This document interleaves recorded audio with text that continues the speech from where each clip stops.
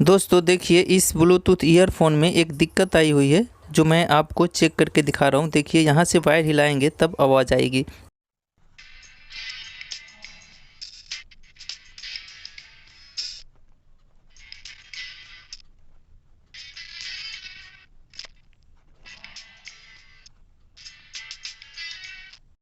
अब देखिए, यहाँ पे वायर हिलने से ये स्पीकर में आवाज़ आ रही है, नहीं तो नहीं आ रही है। अब इधर वाले स्पीकर में भी सेम प्रॉब्लम है। देखिए, स्पीकर के पास मैं माइक रख लिया, अब यहाँ से वायर हिलाएंगे तो आवाज़ आएगी। देखिए,